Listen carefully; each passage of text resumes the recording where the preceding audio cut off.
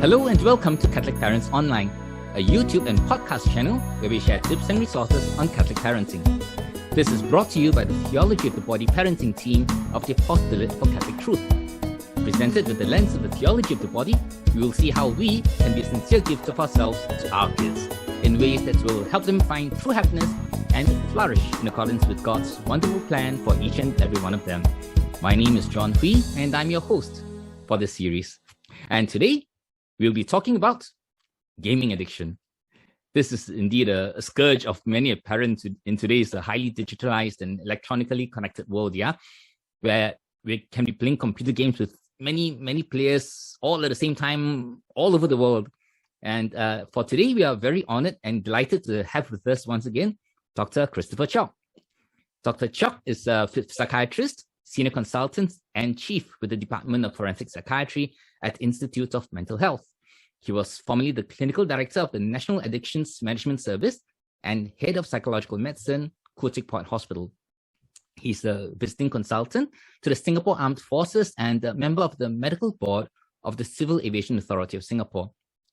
During his career with the Singapore Armed Forces, Dr. Christopher Cheok had served as commanding officer of Medical Classification Center, where I used to work.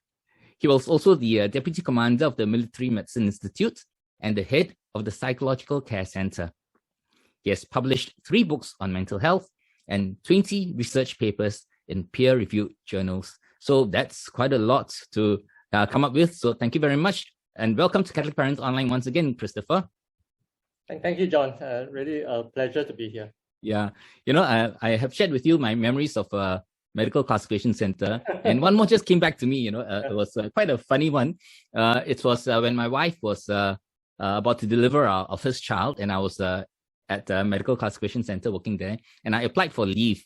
So at that time, there was no such thing, but I applied when it came for the reason for leave, I put paternity leave. And then the leave form bounced back to me, and my CEO said, no such thing. Well, I'm glad times have changed and the paternity leave is given nowadays. So, yes. Yeah. So that was quite a funny thing, which I've never forgotten all these years. Yeah. So today we're going to talk about the online gaming and gaming addiction, really. Yeah.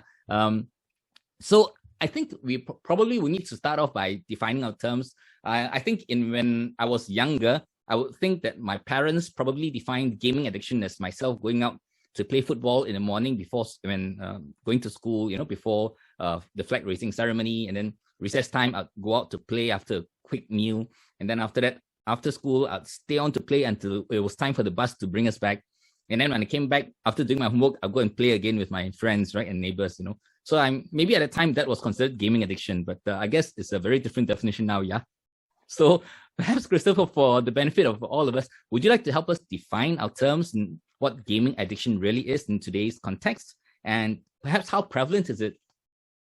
I think that computer gaming is something very common, even at my age. Now, I'm still playing some games, but of course, at our age, our ability to react to the computer is much less. So we don't play those serious gaming. We probably play those casual computer games. But for the young people, I think this computer gaming is a very big deal to them. Today in society, we even have professional gaming competitions, and Singapore is even trying to build this industry of professional gaming, much like the Olympics of computer gaming, right? And I think we're doing very well in that too. Yeah, and it's something that is very normal, very prevalent, and part of growing up actually, because we are in a technological age. But computer gaming addiction is a problem only when someone plays computer games so much, be it the online gaming, any computer games, or sometimes even extending even to perhaps internet addiction as well. I mean, watching the YouTubes, all the TikTok videos and that sort of thing, that it affects their relationship, affects their schoolwork, because one of the biggest challenges of the teenage years and young adulthood is really to finish your education, get your qualification, get the tools that enable you to go on to the next stage of life. But if you can't, if you can't finish your education because of computer gaming, and that is then will be considered an addiction and a problem. Yeah. So I guess from how I would interpret it, it would mean that when a person is so much into gaming that it affects his lifestyle and his progress in a negative way. Absolutely. And also his relationships, not just with his friends, but with his parents. I mean, ideally, of course, based on today's norms, it would be best to have real life friends that you can interact and talk with. But I also know that for many people, sometimes as a teenager, it may be difficult to make friends, and sometimes when a person has a certain personality disposition, sometimes the teenage life can be very cruel. There'll be bullying, there'll be social isolation, there'll be ostracization, all these things. So for some people, they may be more comfortable making friends online. But hopefully the friends that they make online, they still have a reasonable relationship. What we do see is that sometimes people make online friends, and when they relate to other people online, they are relating in a position of their online persona. It is not them themselves, but it's the persona that they wish to project online, and through which they relate to other characters online, projecting their online persona. So they're kind of like a fantasy character interacting with another fantasy character. Now, this in itself is not bad if you have other friends and in the face-to-face world. But if it's exclusively online, relating to others through personas, made-up personas and cosplay and things like that, while as long as you still have a reasonable relationship with other people on the face-to-face world, and you're doing well in school, good enough, not say well, good enough in school, I think that's not a problem. But once it affects your schoolwork, your relationships, your family life and all that, then we think that that's a problem. Right. Would you happen to have any data as to how prevalent gaming addiction is let's say in Singapore? So far, we haven't had many studies to really set out the data in Singapore context. But I think that as with all addictions, be it chemical, alcohol, or other addictions, I think the most serious typically will affect 1 to 2% of the population. Yeah, and if it's for the teenage child, young adult population, it will be that 1 to 2%. What we do know is that gaming addiction is prevalent more towards the guys. Somehow the male brain is wired towards playing games and winning and scoring points, that sort of thing. There's that sort of wiring in the male brain. And what we do know is that many times the gaming addicts are in their teens all the way to maybe in their mid-30s. After that, either because of aging, the brain cannot play the games at that high level anymore, then the addiction stops. But by which time, if you had many years of that addiction, it would have taken a toll on your social life. Yeah, it looks like our male brains tend to get miswired very easily.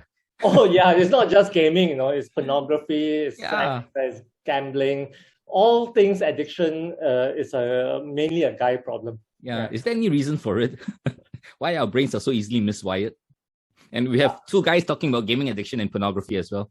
I think because guys tend to be, more achievement oriented. We need these external validators to pad up our egos and all that. I mean, but that's just my opinion. It's just a speculation. Girls tend to be more relational. They get their kick and their happiness from having a meaningful relationship, whereas guys tend to be more achievement oriented, more visual, more goal oriented. That's just my view. Sure, no problem.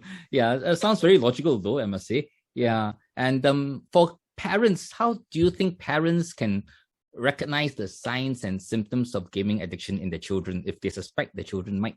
be a bit, going overboard with it? I think to be fair to all the teenagers and young adults out there, a great number of people play games. I mean, online games, be it Xbox, be it PC games, be it on the mobile device and all that. A lot of people do. I admit that I myself do. I still play computer games. But it's just about the amount of time you spend on it and how much investment in terms of your time, in terms of your emotions and your life that you place on it.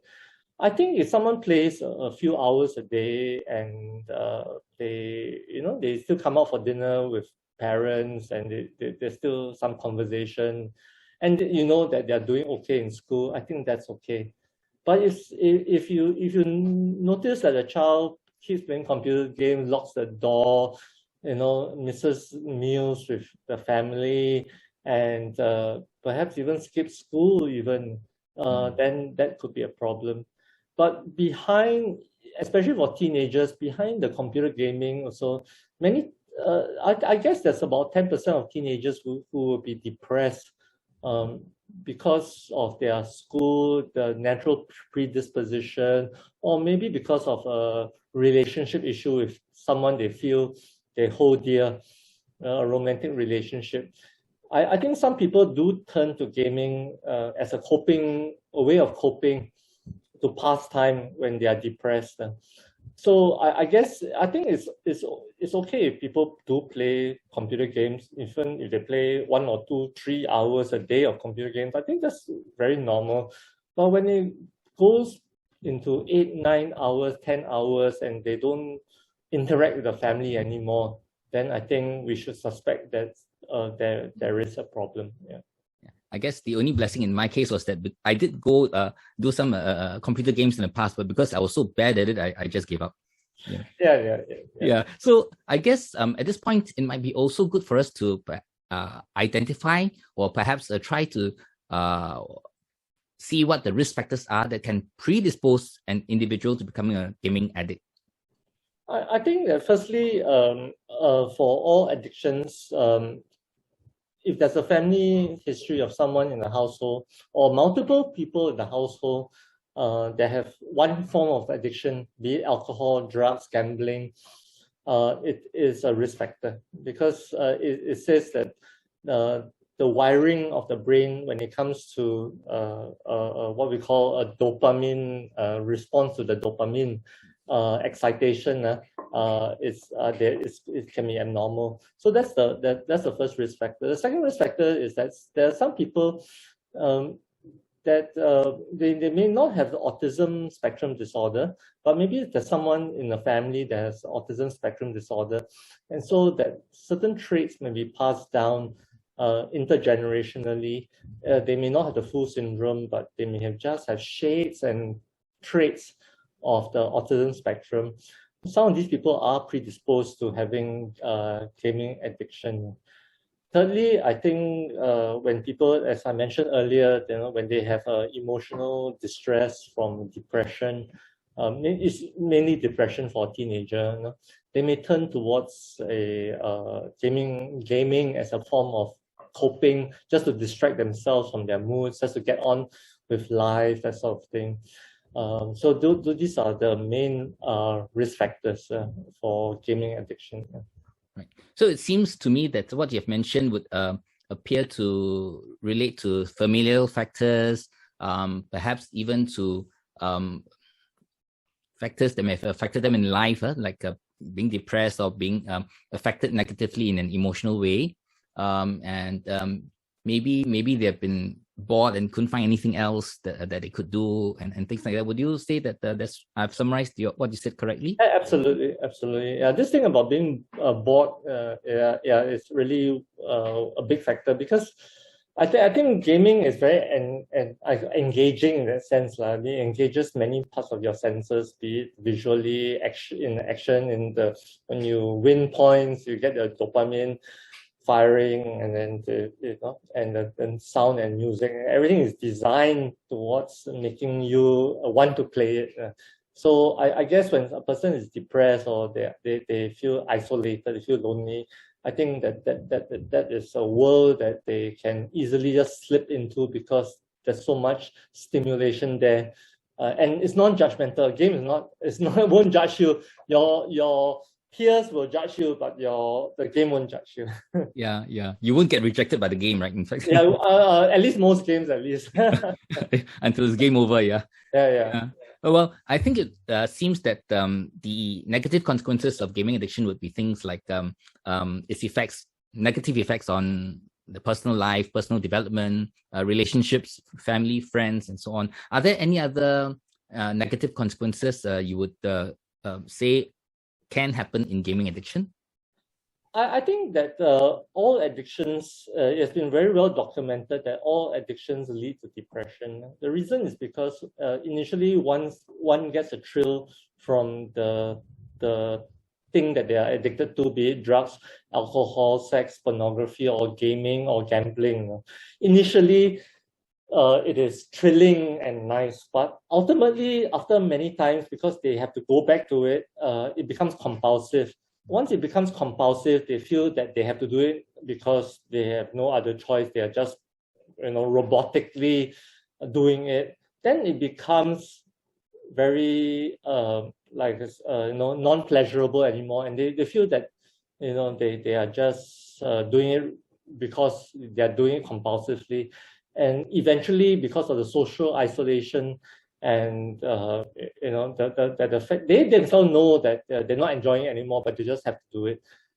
Then they get into a state of depression. I mean, in the last 2 years, the COVID experience has taught us that really we, as human beings, we need that social interaction. It may seem taken for granted in the non-COVID years and all that, but the COVID 2 years showed us that actually we as human beings, even chit-chatting and just talking and all that, is very energizing for some of us. And if you're in a whole gaming world, your virtual world, and just interacting with AI or computer, I think eventually it takes a toll on the person. However, I do know there's another sub-segment of these gamers whereby they do interact with other online gamers in a virtual way. I think for some of them, when they haven't reached the point of addiction and they are interacting with these so-called other online gamers in a fairly social way, very human way, but online, I think that's all right.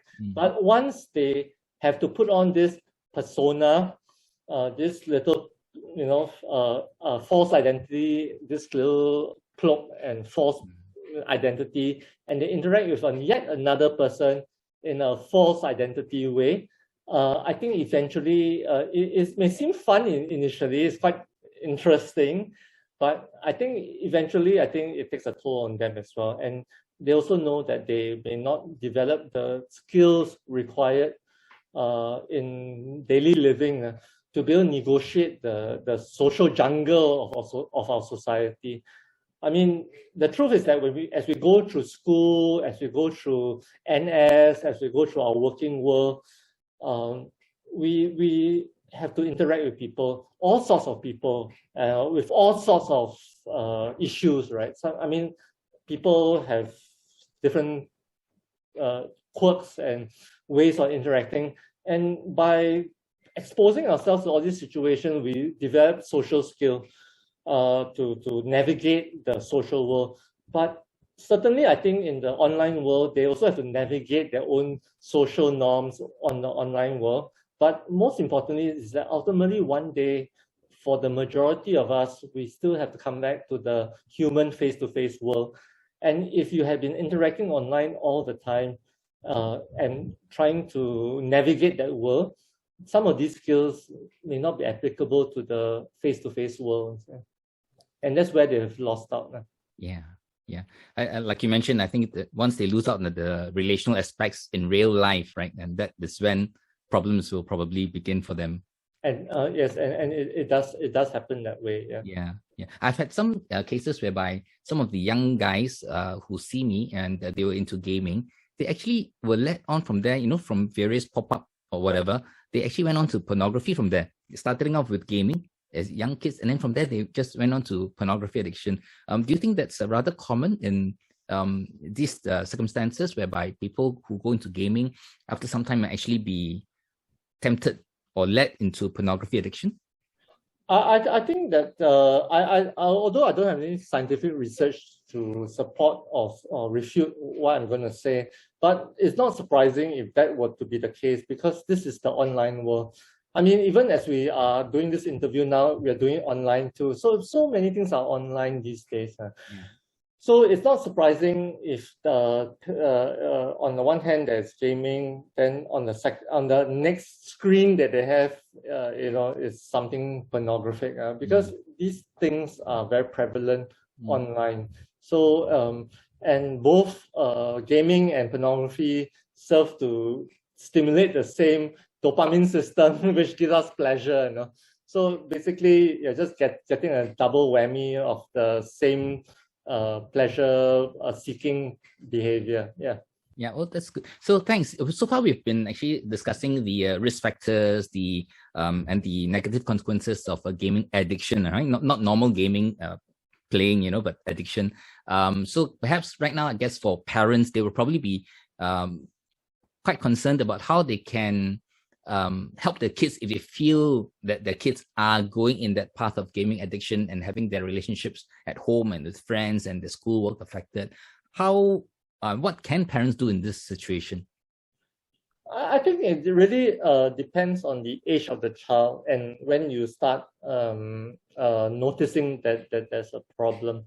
I think that if you notice a child in primary school, is very different. Your approach is different from a young teen, and it's very different from an older teen and even a young adult.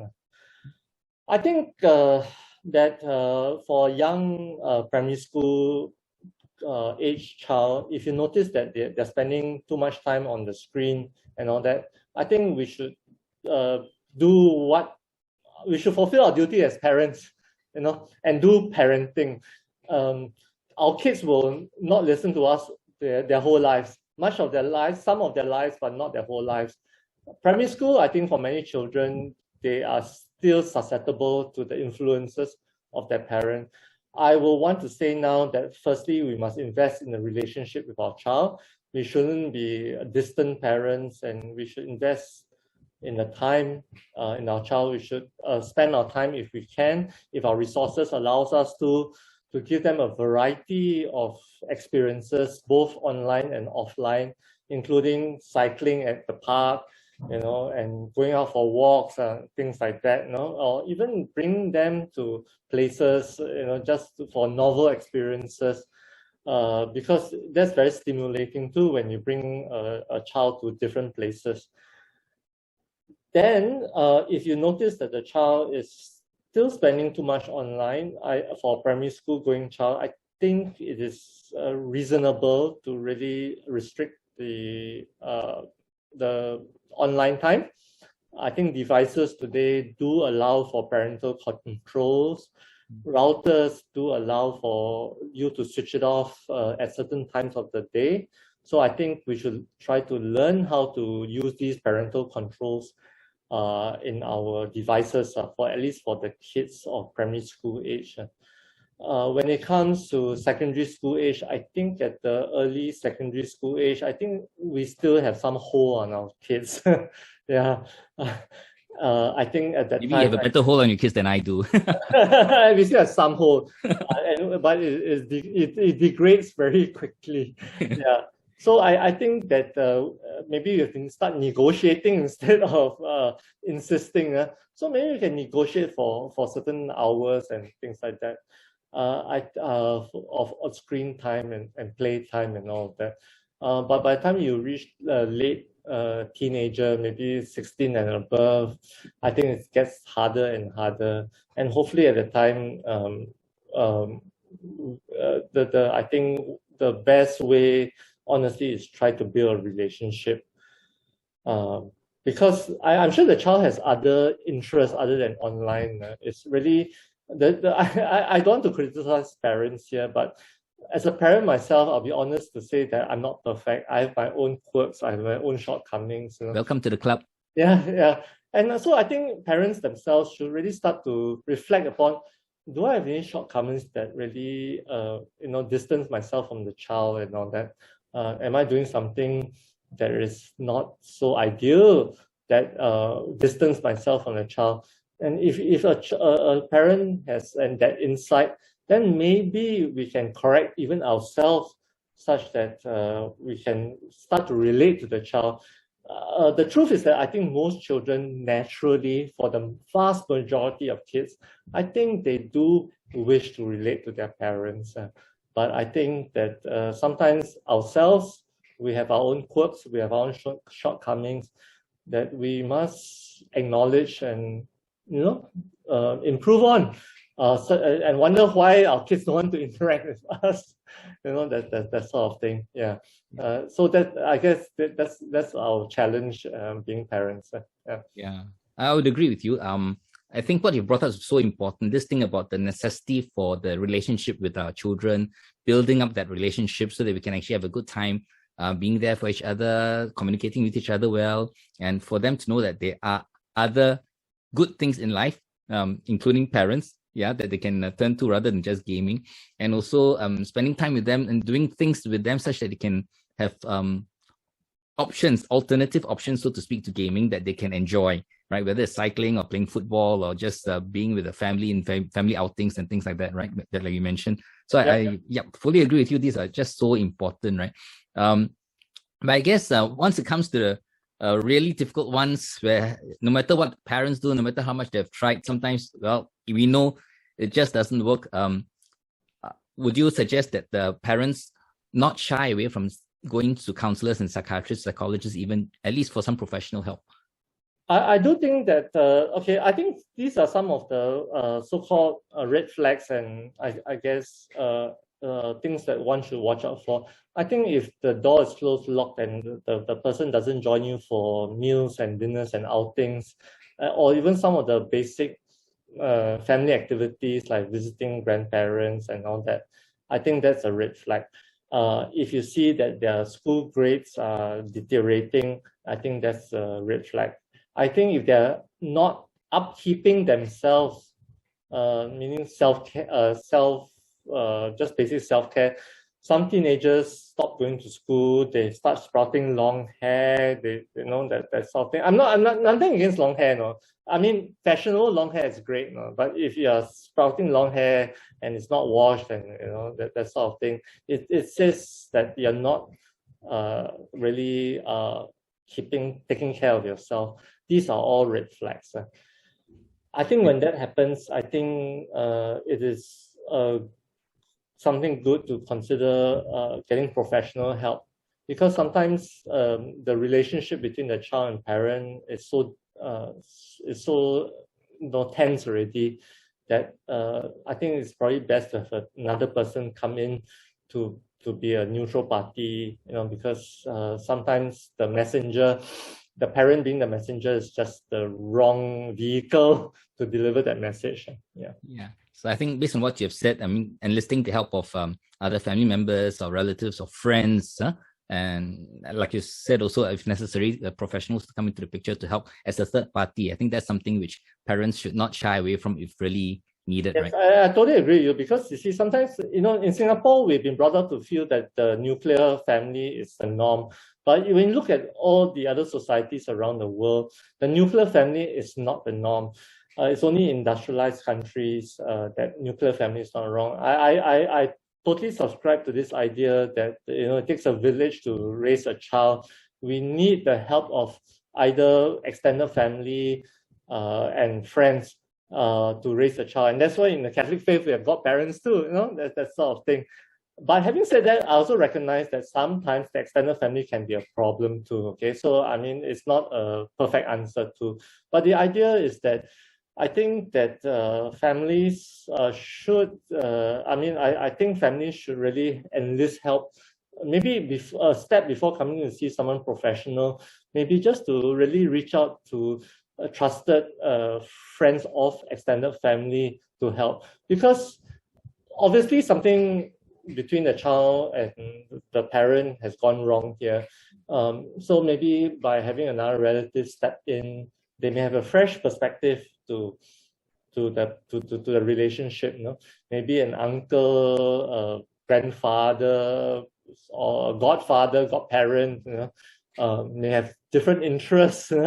Maybe this godfather likes bowling, and the other family member likes going on cycling at the park. That sort of thing. Then they may expose the child to different things. So I think maybe that's, under such time, the parents are willing to go for professional help, maybe enlisting, your resources immediately before you, relatives, friends, godparents. Maybe it's a good first step. Yeah, okay, that's great. Thanks. So it would appear that, if I may summarize it so far, right, for parents, what we need to do is to build a relationship with our children, and really give them alternative options in terms of various activities that they can actually engage in rather than just gaming, so that they can see life is so much more meaningful than just games alone, right? Computer gaming alone. And then along the way, as if needed, we can always enlist the help of good friends, relatives, godparents, and so on to be the so-called third party if necessary, to come in and help in the formation of our child. And then only if really things get really out of hand, then maybe we might need to seek some professional help. But there's a lot of things that we can do along the way before that, right? Yeah. So it would seem that there are so many things that we parents can do. Is there anything else in terms of the use of social media devices, computers, that you think parents can do as a preventive aspect, as they bring the children up before they actually become gaming addicts? I guess if your resources allows you to, I would suggest that I know I've got many friends who are grab parents on weekends, right? I got friends who tell me that they clock 180 kilometers on their vehicles on weekends, ferrying their children to all sorts of enrichment classes. But I think if your resources allows you to, I think that we can expose our kids to a variety of activities, structured activities, even if you have to pay for it, just as an exposure. Not because we want to, fulfill the violinist that we never got to as a child. As my life, I couldn't be a violinist, I'm going to send my kids to violin classes or things like that. But really to expose themselves, the kid, to a variety of activities, be it like, taekwondo, karate, all sorts of activities other than gaming, in a so-called class structured sort of way. I think if you have the resources, you have both resources in terms of time, in terms of money, I think this is a good thing, just to get them exposed. The exposure is not just the exposure to the activity, but it's also the exposure to the friends, the social group that comes with the activity. And hopefully they can find some alternatives to just gaming, as their escape from the stress of the world. Right. And I guess if Catholic parents falling along that line can form little support groups with other Catholic parents as well, and just get the families to come together, maybe pray together, support each other, and help look after each other's kids, and going out together and let the kids mix with each other outside the house and all that. It might probably give them a lot of support in those areas as well. Absolutely. And I mean, even in church, I think in most churches, they would have youth activities, they would have catechism. Interestingly, I'm doing this talk now, but my wife has kindly brought my kid to 3 p.m. catechism at my church, and we are back to face-to-face catechism. So I mean, there are all sorts of these activities out there that really gives them an alternative to the online world. Again, I just want to say that online world is something real. It's something here to stay. In fact, we are just one step behind the metaverse right now, which could be even more problematic. But the online world is here to stay. We can't deny its existence. We shouldn't shut it out, but it's just that we shouldn't bring it to the extreme that it affects the person's social behavior or their academic performance. Yeah. So it looks like somebody once said, social media or use of devices can be a good slave but a very bad master. Yes, yes. Yeah. Well, before we end, do you have any last words of advice you'd like to give to Catholic parents before we conclude? I think if you try some of the things we suggested in this discussion today, and you really find no way, perhaps I think it's time to seek professional help, because sometimes I'm sure the journey in dealing with a child who's addicted to gaming is full of heartbreak. It's a lot of quarrels, a lot of frustration. So maybe it's time to seek professional help. In Singapore, the group that is very active in helping people with gaming addiction will be Touch Community Services. This is a social service agency, not for profit. You can go to Touch Community Services. At IMH, where I work, the National Addictions Management Service, NAMS, also have some services catering to this group, to this problem. And you may also, for some people, if they feel they're not comfortable with such services, they can even go to some private sector providers, for which there are many. So I think seeking help externally when one is really pushed to the corner, maybe a good thing to do. And coming from the armed forces in the past, I dare say that NS is great for gaming addiction. From my experience, enlisting into national service breaks that cycle of gaming addiction. You're forced to go into camp and do physical activities and interact and stay with others and all that sort of thing. So my experience, and I say this anecdotally and just my experience, that when I was dealing with the NS boys last time, certainly NS was very therapeutic for gaming addicts. I hope they agree with you too. Yeah. Yeah. Yeah, I guess the other service which we could consider, of course, is Catholic Family Life, which also has a team of counselors to help individuals who have issues with the various personal relationship and family problems as well. So I think that's another avenue that parents can take note of and consider. Yeah. Yeah. Okay, great. So thank you so much once again, Christopher. It's been once again really great having you on board. And dear parents, thank you for being with us today. And we just had a session with Dr. Christopher Cheok, a psychiatrist, senior consultant, and chief with the Department of Forensic Psychiatry at the Institute of Mental Health. So till we meet again the next time, take care and may God bless you and the family always. Goodbye. Thank you.